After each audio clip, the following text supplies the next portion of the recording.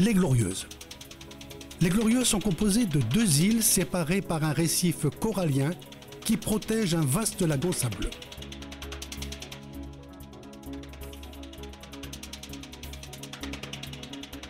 Des îles coralliennes situées au nord du canal du Mozambique, elles constituent un des ultimes sanctuaires de la biodiversité terrestre et marine qui est particulièrement bien préservé, notamment les tortues et les oiseaux marins.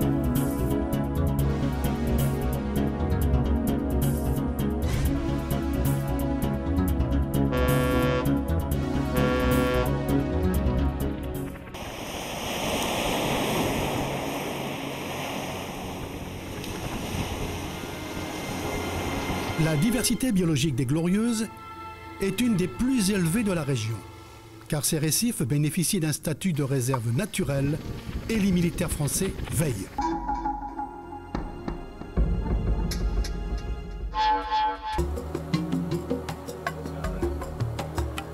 Une équipe de scientifiques arrivée aux Glorieuses à la réalisation d'activités du programme COSURECO dans le cadre de l'initiative française pour les récifs coralliens, cartographie, suivi de l'état de santé, inventaire de la diversité biologique.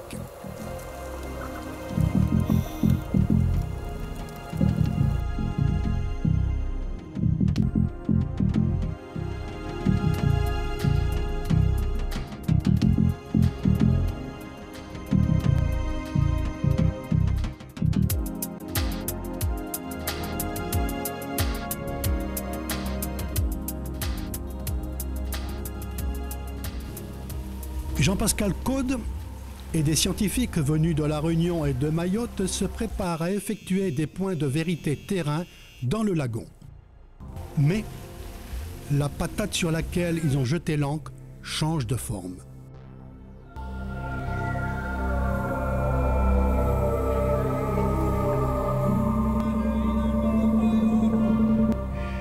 Le sonar vient de détecter un banc de skills.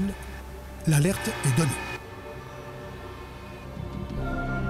En Polynésie, les grosses espèces attaquent les pêcheurs. Ouais, j'ai vu sur le site internet de Roy Caldwell, là, justement, il parlait effectivement d'un pêcheur qui avait été attaqué par une squille. Une grosse squille qui faisait 20 cm.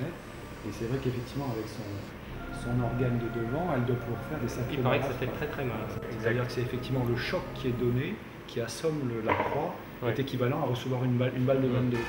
Ce phénomène a été signalé pour la première fois dans le golfe d'Aden et la région comprise entre les Seychelles et l'Afrique de l'Est, Tanzanie, Kenya, en 1967. Donc on serait en pleine phase de reproduction. Un phénomène similaire se serait produit en 2001 et 2002 en relation avec une augmentation de la température des eaux marines. Tu les vois en train de fouiller dans le sable, on regardera, et on les voit attaquer les petites sols.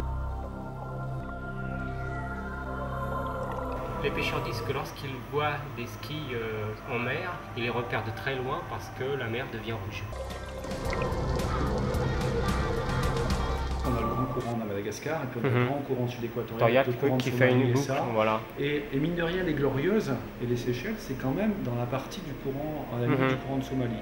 Et pourquoi est-ce qu'on n'aurait pas une espèce de boucle là, si tu veux, avec des courants qui ramèneraient vers un espèce de hotspot Ça joue certainement avec les courants parce que tu as aussi le courant nord-équatorial qui passe au nord des Seychelles, qui emmènerait donc les larves pêchées pondues aux Seychelles, qui les emmènerait vers les côtes africaines.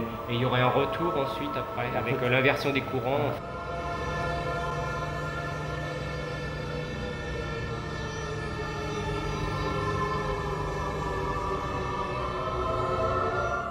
C'est vraiment la phase de reproduction que tu as pu filmer.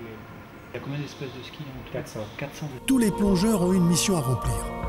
Mais cette mission n'est pas sans danger, car les skills peuvent attaquer.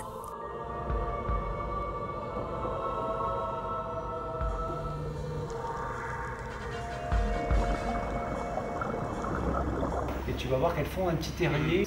Regarde comment elles s'ensablent ici, tu vois. Elles s'ensablent carrément dans elle. Et l'hypothèse effectivement, je pense qu'elle est définitivement abandonnée, de dire que les skis en fait peuvent vivre, les adultes à 200, 300, 500 mètres de fond, dans des terriers. A priori, la morphologie non, moi je pense que... La projection du comportement des skills sur le fond à savoir qu'elle creuse rapidement un trou dans le sédiment, tend à montrer qu'il s'agit bien d'un comportement lié à la reproduction. Ce qui expliquerait ensuite les échouages. Les échouages, ils ont été observés aux Amirantes, nous on les a vus aux Glorieuses. Où est-ce qu'il y en a d'autres qui ont été rapportés des échouages? En Tanzanie. En Tanzanie, sur les côtes Sur les côtes africaines, de l'Est de l'Afrique aussi, on a aussi des reports d'échouages massifs. Et en même temps, par contre, elle constitue effectivement une proie pour tous les grands prédateurs, ce qui fait qu'en fait, elle est également une source importante au niveau de la chaîne alimentaire.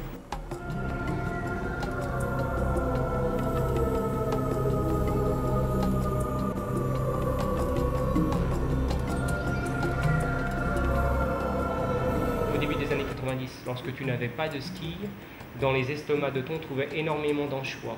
Or, à la fin des années 90, lorsqu'il y a eu l'épisode squille, les anchois ont disparu des estomacs. Donc il y aurait deux possibilités. Soit il y a un régime shift, comme tu le dis, ou soit la squille mangeant les larves d'anchois ferait disparaître cette espèce. Et donc du coup elle prendrait sa place. Elle prendrait sa place. Par contre, aux Glorieuses, quand on pêchait des mérous, quand on pêchait effectivement d'autres poissons, ils contenaient des squilles. On parlait de ça, mais les oiseaux aussi se nourrissaient ça par oui, dans les estomacs, des sternes d'Europa et aussi de Bird Island. Les explosions de population se font en alternance avec celle d'un crabe pélagique.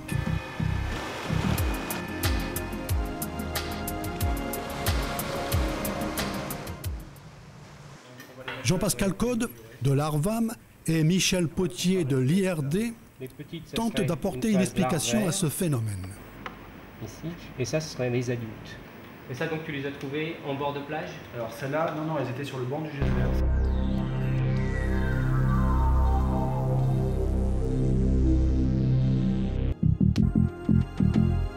Nous, on trouve ces petites en avril-mai, au large des Somalies, et ces grosses... La taille moyenne des skills est de 20 mm, ce qui est conforme avec les observations faites en 1967. Oui, exactement. Tu vois, on voit effectivement la différence. Ouais. La différence, c'est sa fameuse patte qui est là. Ça, c'est très. Il paraît que c'est l'organe le plus rapide du monde. Ouais. Voilà. C'est-à-dire que c'est effectivement le choc qui est donné, qui assomme la proie, est équivalent à recevoir une balle de 22. Quoi.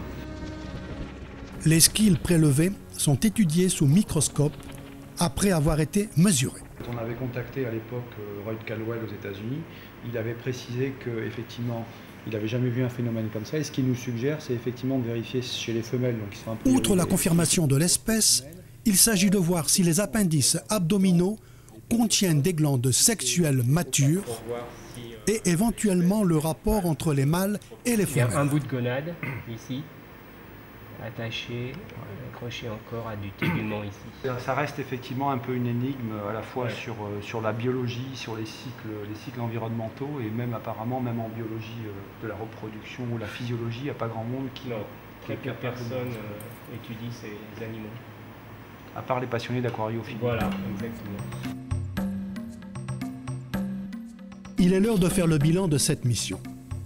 De l'avis des scientifiques, une mission très réussie en observation et dans la bonne humeur.